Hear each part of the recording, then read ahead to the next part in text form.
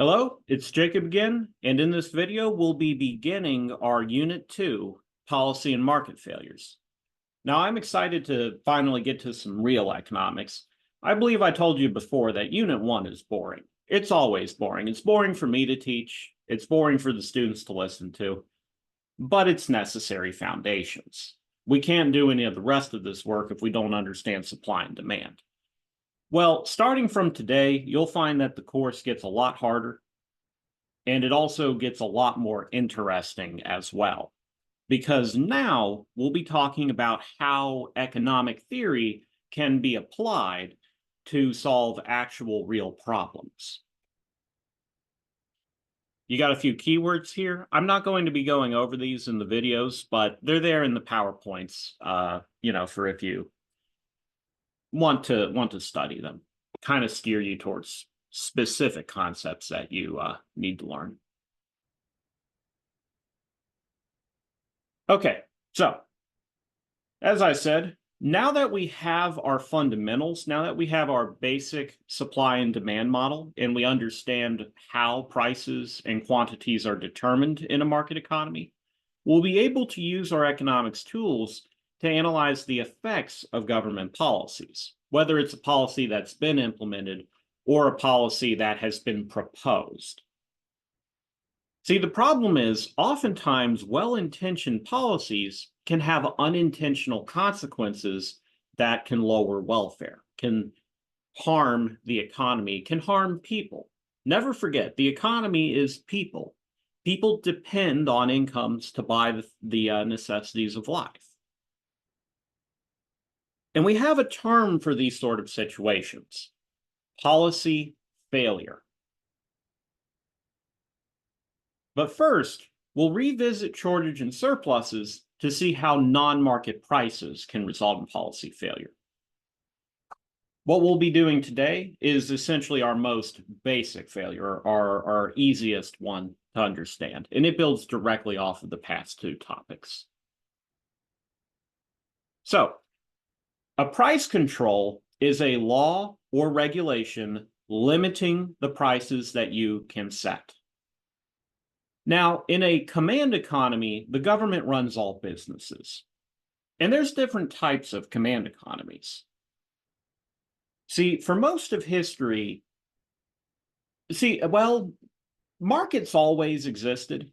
People have this natural instinct to trade with each other. And if they're not legally allowed to, they'll form black markets and trade on black markets. But for much of history, the bulk of trade did not take place within a market as we know it.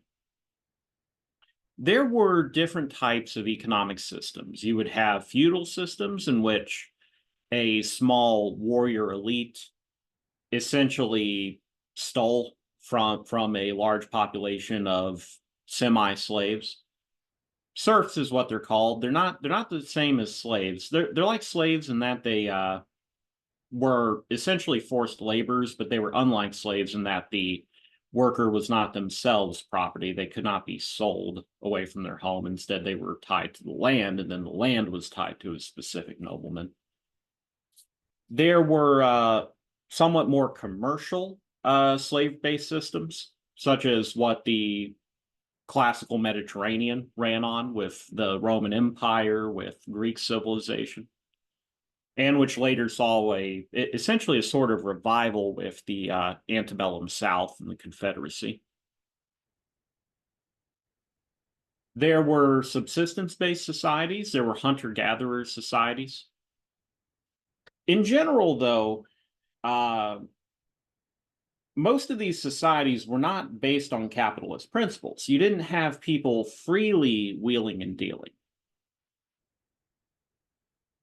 Now, in your so-called traditional economies, they were often either command economies or they set prices by social convention. So, for example, in ancient Egypt, the pharaoh owned most of the land. Like, he literally owned it as his own personal property.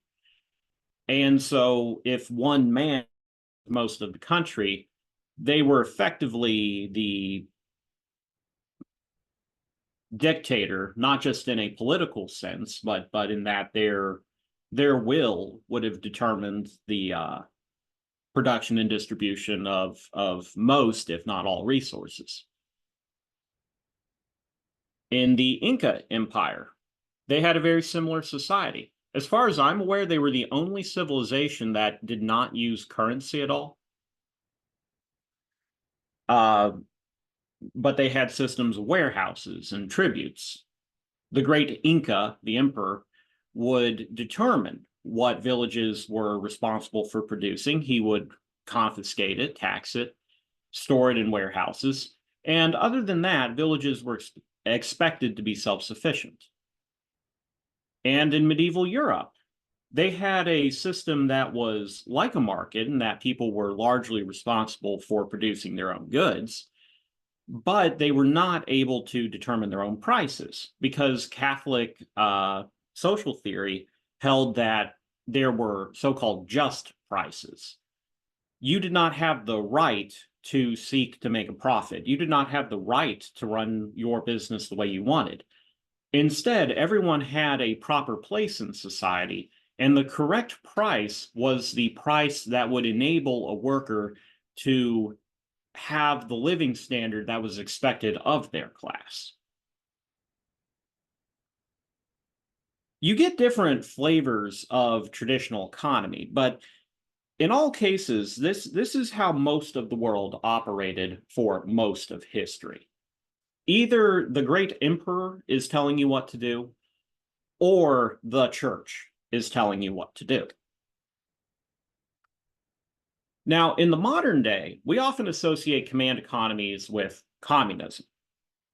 It's not the only type of command economy. Merely having an all-powerful government does not make a society communist. But communism implies having an all-powerful government. What happens is the state will nationalize all of the important industries, confiscate private property, and then it runs it itself so that the government sets prices and quantities, the government employs people. Communist societies do tend to have stores, they do tend to use money, but they choose what job you work. They choose how much you get paid at that job. They choose what products are on the shelves. So the presence of money in stores is essentially just a way to simplify rationing rather than have to determine exact amounts of products that people get. You have them decide it, but you rig the system by choosing how much you supply in the first place.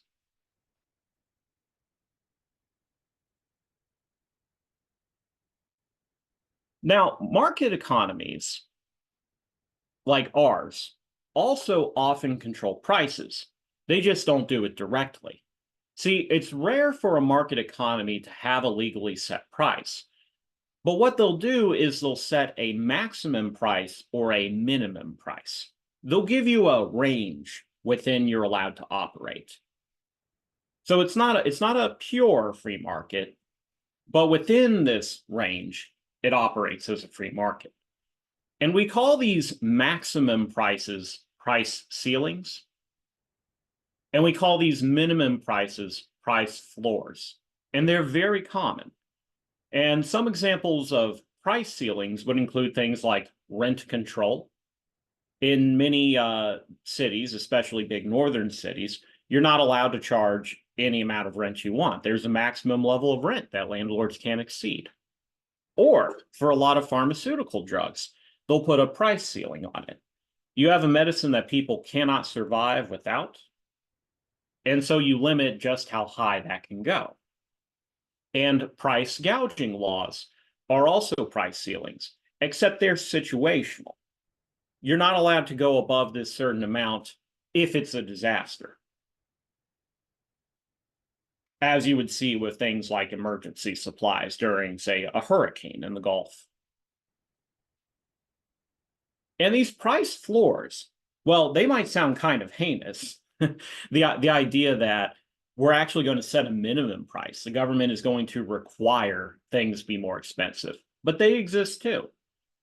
One place where you see a lot of these is in agriculture. Very often governments will side with farmers. They want to keep small farms profitable. And so they'll have price floors on specific crops. We don't want corn to fall below a certain level. We don't want wheat to fall below a certain level. But the type of price floor that you probably encounter the most in your daily life is a minimum wage. Wages are a price too, right? Labor is a service. It's a service that you sell, and the minimum wage is a minimum price on your labor. So that would be a price floor. So let's begin our analysis with price floors. Now, like I said, a price floor is a minimum price. And the most common type of price floor that you are going to encounter or that you're going to think about is the minimum wage. In a labor market, the employee is the producer. You're probably not accustomed to thinking of yourself in those terms, but you're the producer. You're the one selling your services. And the employer is the consumer. As a rule, if you ever kind of get lost in this, just remember, whoever's paying, whoever's handing over the money is the consumer. Whoever's getting paid, whoever's receiving the money is the producer. And you see on this graph here, we've got our labor market for burger flippers. You got a supply of burger flippers, and you got a demand of burger flippers, with quantity being measured in hours of labor. Now, what if the government legally requires the wage to be higher than equilibrium? Well, remember that too high of a price causes a surplus. And then the surplus resolves itself. The market equilibrates because nobody wants to be left with unsold goods or unsold services. They begin to bid the price down. But the problem is that with the minimum wage, the price legally cannot fall. The price floor stops it from falling. And so the surplus can't go away. So like a literal floor, gravity is pulling the consumer and producer down, but the floor is in the way. They would like to get here. Well, it's not that they want to get here, right? It's that the natural action of the market would be to pull them both down to equilibrium and eliminate the surplus, but they can't do it. They can't do it because the law forbids them from lowering the price. And so it remains at that elevated price. I want to emphasize again, we call it a floor because it's stopping the price from falling. It's artificially lifting it up, just as if you were on the second floor of a building. It would stop you from falling to the first floor. Now, what happens to surplus? Well, firstly, because the surplus reduces the quantity traded, I just realized this is going to be really confusing in this presentation because we have consumer and producer surplus, and then we have the surplus, the situation where goods are going unsold. Just try to keep it straight in your mind. Because the surplus reduces quantity traded, quantity demanded is lower than quantity supplied, no surplus can be gained on the lost quantity. If you're not trading, you're not gaining anything from the trade. So when the government imposes this price floor, we know that quantity demanded falls When you raise the minimum wage, people don't want to hire as many workers. And so nobody is benefiting from the reduction in work. The employer could have benefited from the extra output that those burger flippers would have made. And the burger flippers could have benefited from the wages they would have earned. But they don't, because this gets wiped out. Secondly, because the higher price benefits the producer at the consumer's expense, the producer steals B from the consumer. So on that quantity, which they do still trade, for all those hours that are worked, those hours are still equally valuable as before, but the burger flipper is getting a higher wage and the employer is having to pay a higher wage. So the burger flipper is benefiting. Down here, you have the cost of their time, the opportunity cost of staying home or working a different job. Up here, you have the wage they receive. So their economic profits from it, their producer surplus has gone up.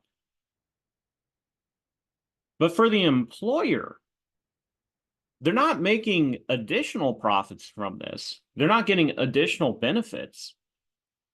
They're strictly worse off.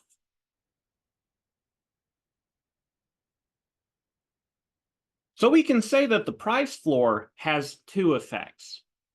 It's going to redistribute surplus from the consumer to the producer. That would be area B.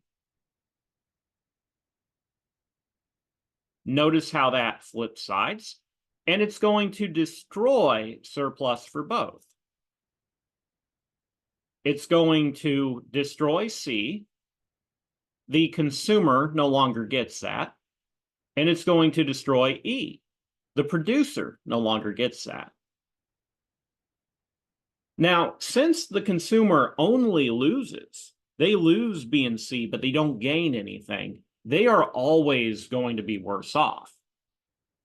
When a price floor is implemented, when the price is raised, the consumer sees that they don't get to buy as much as they used to, and they also have to pay higher prices for what they do get to buy. So they're worse off. The producer, on the other hand, could be either better off or worse off, depending on just how high the floor is. They suffer in that they don't get to sell as much. At the higher price, the consumer doesn't want to buy as much, and so they don't get as many sales. The worker doesn't get as many hours, but they do get more for what they still continue to trade. So there's a trade-off here. And the effect is going to be more ambiguous. Now, this destroyed surplus has a special term, and you're going to hear this name again and again throughout Unit 2. We call this a deadweight loss. That term is meant to kind of convey an image of like shackles, like you're carrying around chains, tied to you. It's just dead weight. It's just weighing you down.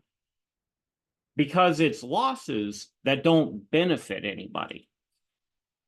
See, a deadweight loss comes about when mutually beneficial trade does not happen. And it's considered inefficient because you have these unrealized gains from trade. If only the consumer and producer were able to strike a deal, well, on this additional quantity, the consumer values the producer's labor more than the laborer values their time. They would be able to come to some kind of agreement that would raise their benefits on both sides. It would raise their benefits if they could strike such a deal, but they're not allowed to. The law prevents them from charging an appropriate price.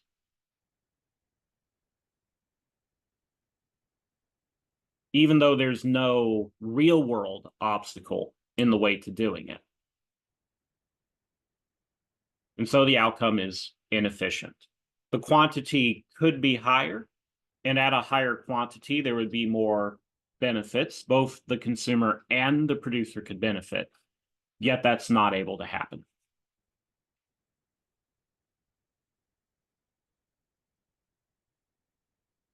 Now, elasticity is going to play a major role in the effect of the floor.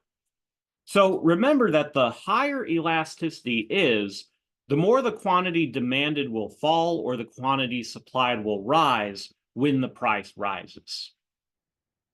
Now, in this case, the problem is the quantity falling because the quantity demanded falls.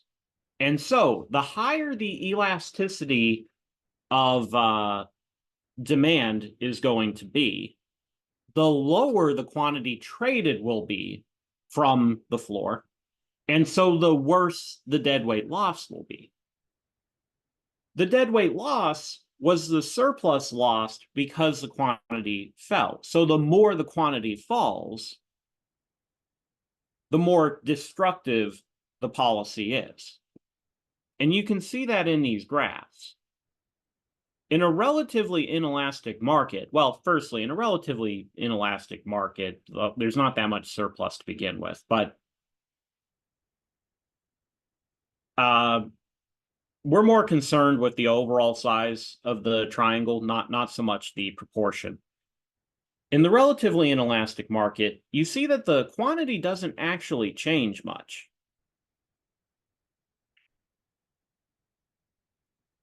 The consumer, the employer, needs the workers. They can't substitute away from the workers. They have to have them. And so there isn't that much destruction. In the relatively elastic market, on the other hand, the consumer, the employer, they don't have to have the worker.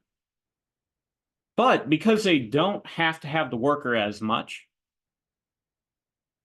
they're going to be much more inclined to cutting back on hours, to firing people, to refusing to hire new ones. And so the quantity traded is going to fall a lot more dramatically. But that also means there's much more waste.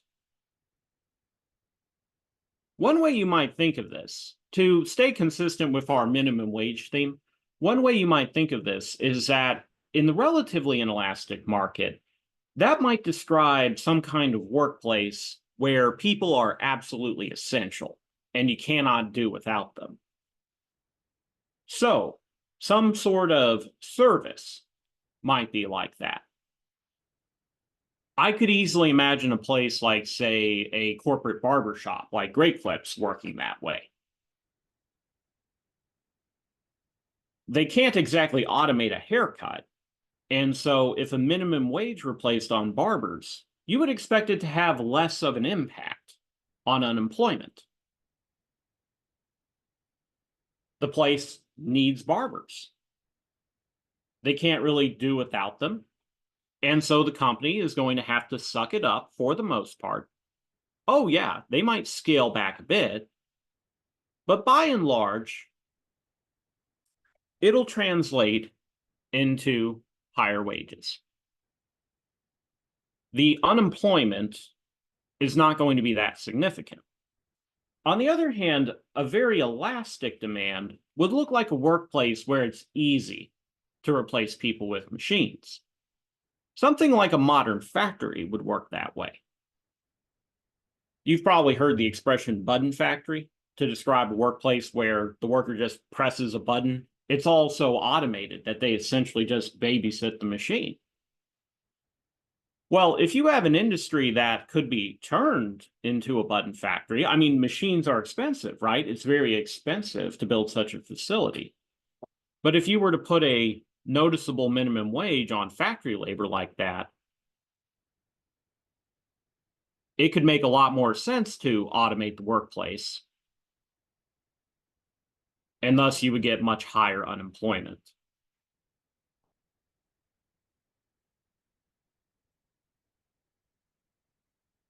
I got a little ahead of myself. You'll notice that I do that a lot. In the PowerPoint, it asks, what would a surplus of labor look like with a minimum wage? And the answer is more people want the job than there are employers willing to give them the job, right? The quantity supplied of labor is higher than the quantity demanded of it. So this can translate into unemployment through the employer cutting workers, or it could translate into cutting hours. You have the same number of employees, but you give them shorter shifts. In all likelihood, it's generally going to be both. And I do want to note, there are theories out there that minimum wages could help economic growth. The argument more or less comes down to that the wages people earn ultimately get spent on goods. So even though you might reduce the quantity demanded for a product, it raises people's incomes, and thus they go out and spend more on everything, raising demand for the workers. It's controversial, right? There's no consensus. There is some evidence out of Oregon that this works, but I can tell you with certainty, if that works, it only works if you do it for everyone. It only works if this is a very broad minimum wage that targets many different industries at once. If you do this to just one industry, it's going to cause unemployment. And another thing to keep in mind is that usually the way minimum wages are defined, you could have, like, theoretically, you could have a different minimum wage for each type of job. I don't know if there's any places that do that. I've never heard of it. Usually it's kind of taken for granted that the minimum wage is the same for all jobs, but most people make far above minimum wage, right? So if you raise the minimum wage, that usually is only raising the wages of the very bottom distribution, because not everyone's at the bottom.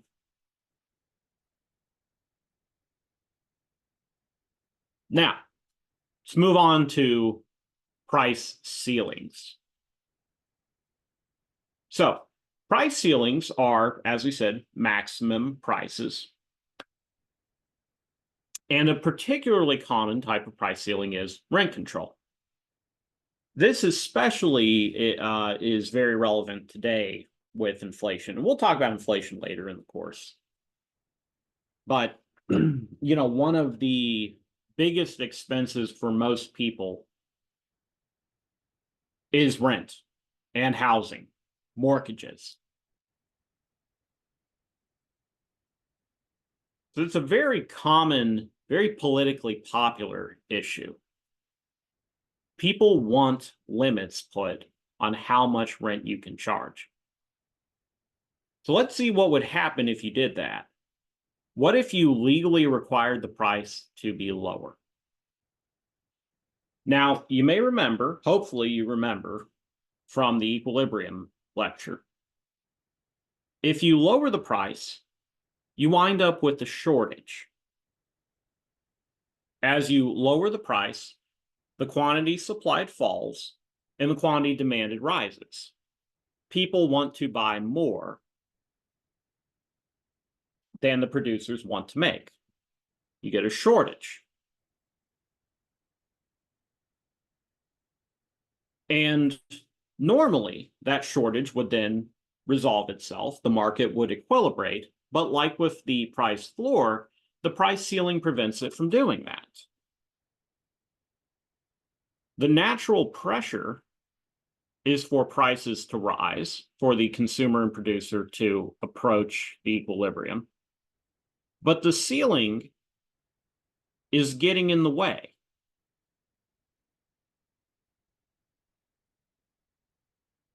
One common mistake that a lot of you make in this class is you want to put the ceiling above the equilibrium and the floor below it because you're picturing like a house. It doesn't work that way. It's a ceiling because it's stopping you from getting to the equilibrium.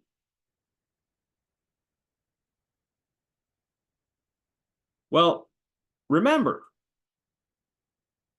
between the quantity demanded and the quantity supplied, it's the minimum of the two that actually gets traded, right? Both a shortage and a surplus result in less quantity being traded than the equilibrium does. So the quantity falls. When the quantity falls, you get a deadweight loss.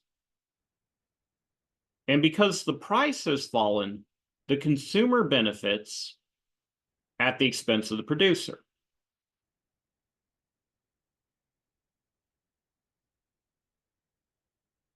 See, the ceiling redistributes surplus from the producer to the consumer. I will edit that when I post the PowerPoint.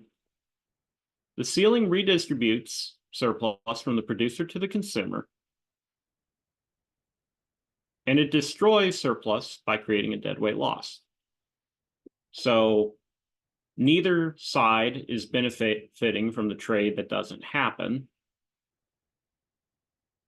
The consumer is getting a lower price, which they like, but the producer is getting a lower price, which they don't like.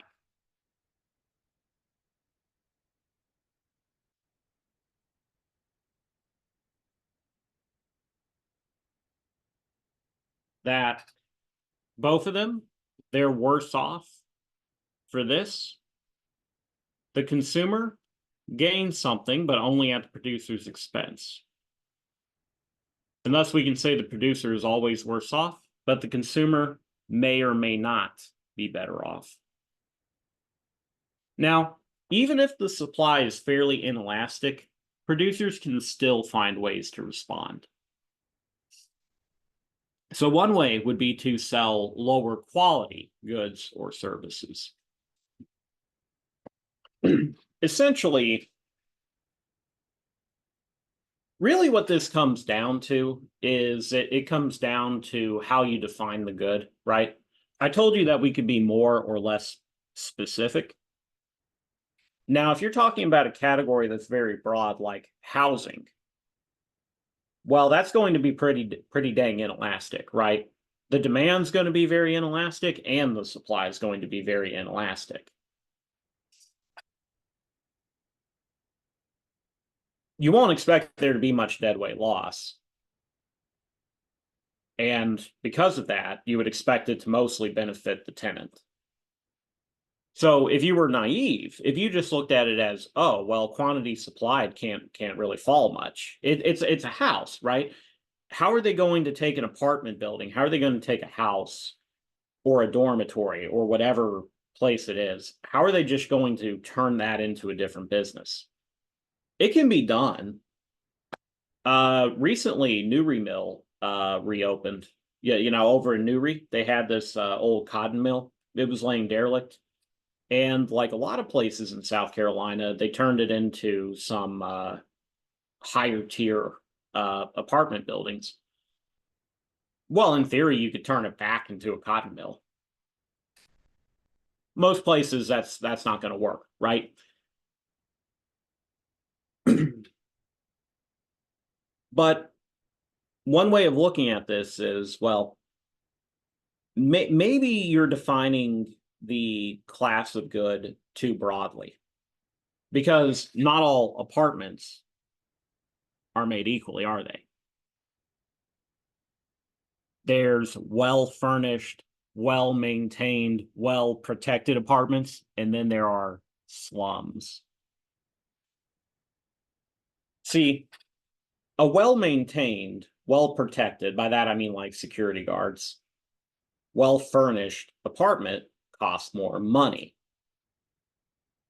And so if the landlord can't charge luxury prices for a luxury experience, but they also can't turn the property into like an industrial building, what are they to do? Well, they're going to change the nature of the apartment. They might have to fulfill certain obligations on the lease for the rest of the year. But after that, do you think they're going to pay for repairmen to hang around all the time? Do you think they're going to maintain things like swimming pools and gyms? Do you think they're going to pay for that security guard? Heck no. They're going to let the place fall apart. If you want to pay slum prices, you're going to get slum quality service. Another thing that producers can do is, even if they're stuck in the short term, even if they don't have the ability to change their quantity meaningfully or to change the quality meaningfully, they can still refuse to supply more in the future. Because remember, supply is more elastic in the long term, especially relatively so.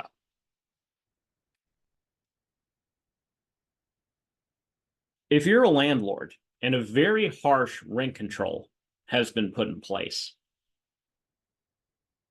you may be screwed for now, but are you going to want to build more apartment buildings down the line? No.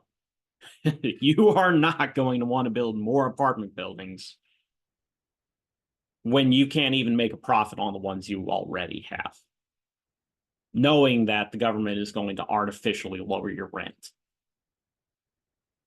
And so you would expect that in cities that have very harsh rent control, they wouldn't build much housing, and so it would be more difficult to find an apartment. You get shortages. The rent is cheap, but it's almost impossible to get an apartment in the first place, and people have to commute into the city. And that's what tends to happen in those big northern cities, places like New York City.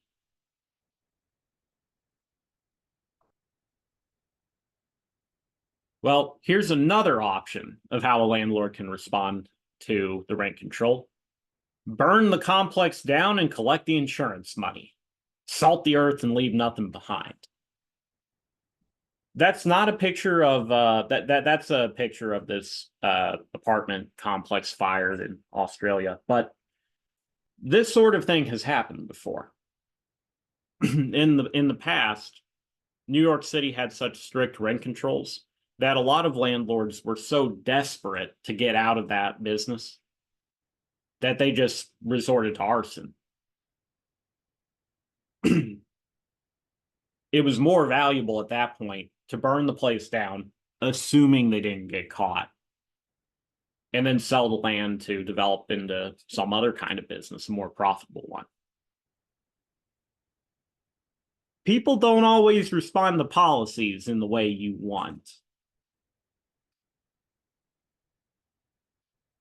Now, we may think of every market as having three prices. So first, there is the equilibrium price that actually occurs when you do not have controls in place. This price that the market, the free competitive market, naturally wants to get back to. Then think of what happens when we deviate away from it. Well, as we talked about, if it's a lower price, if you have a price ceiling, then that causes a shortage, and the producer is hurt, but the consumer faces a trade-off. Lower prices are good for them, but less purchases are bad. Well, you can also tell that if the price is too low, they get nothing, right? If the price is too low, then the producer doesn't want to make anything. Certainly, if the price was zero, the producer wouldn't be willing to sell anything, but it doesn't have to be zero.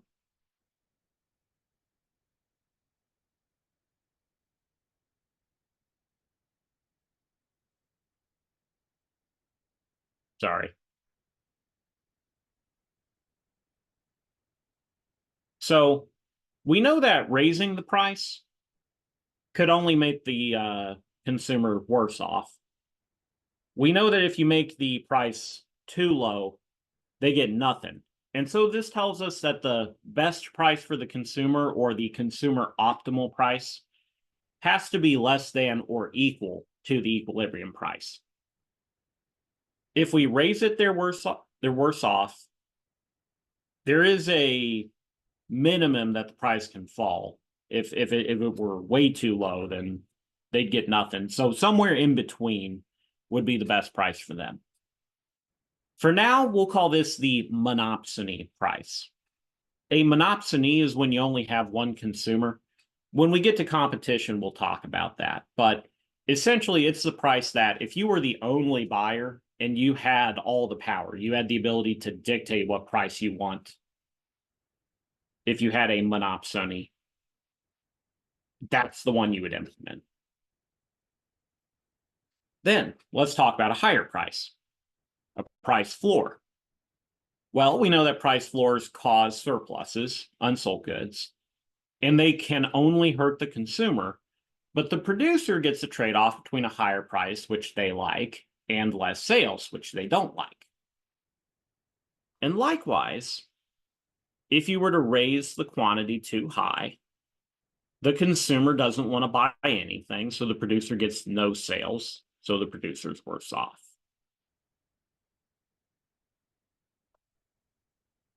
And so we can likewise say that there's going to be some price greater than or equal to the equilibrium price that's optimal for the producer. And for now, we'll call that the monopoly price. If you had a monopoly, if you had no competition and could set whatever price you want, that's the one you'd implement. When we get to competition, we'll talk about how you would determine what the monopsony and monopoly prices are, how you would actually calculate that. For now, I think it's sufficient just that you understand that there would be one. So when you combine these, you get a range of prices. The monopsony price is less than or equal to the equilibrium price, which is less than or equal to the monopoly price.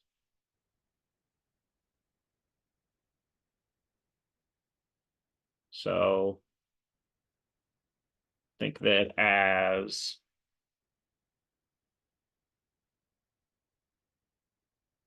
this. And this gives us some rules. The monopsony price maximizes consumer surplus. The equilibrium price maximizes total surplus because it maximizes the quantity traded. And the monopoly price maximizes producer surplus. We know that if you deviate away from the equilibrium, whether you're going up or down, the quantity traded falls. The equilibrium was where the quantity demanded and supplied equal each other. If you raise it, the quantity demanded falls. If you lower it, the quantity supplied falls. So the equilibrium maximizes the quantity traded, and you can't get gains from trade except by trading. So the equilibrium, it maximizes the total amount. And because of that, we're generally going to consider this to be the best choice, that it maximizes society's benefits. However, that does carry certain ethical assumptions that are not necessarily correct. I mean, if nothing else, that assumes that $1 for the consumer is worth as much to you as $1 to the producer. And people may disagree with that. We may very reasonably say that we value employees more than employers, and that we value consumers more than producers in goods markets.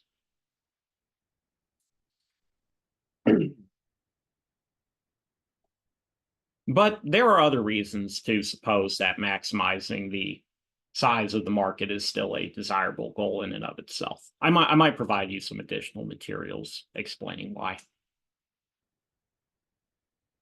Then these other prices, they're going to be better for one side, but again, they only help that side at the expense of the other. So the monopsony price helps the consumer, but only by hurting the producer. The monopoly price helps the producer, but only by hurting the consumer.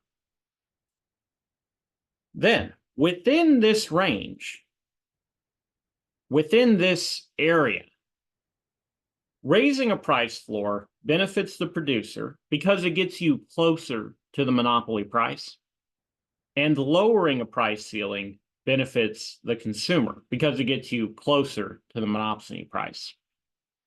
But if you keep going outside of that range, both of them are going to be hurt. Because at that point, the quantity traded reduction is so extreme that it outweighs the benefits of having a more favorable price for yourself.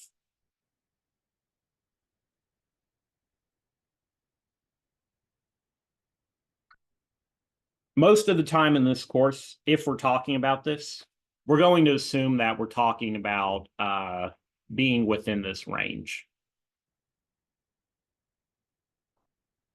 Now, price controls reveal something about the nature of markets. But I just realized this is a natural stopping point. We'll come back to it in the next video.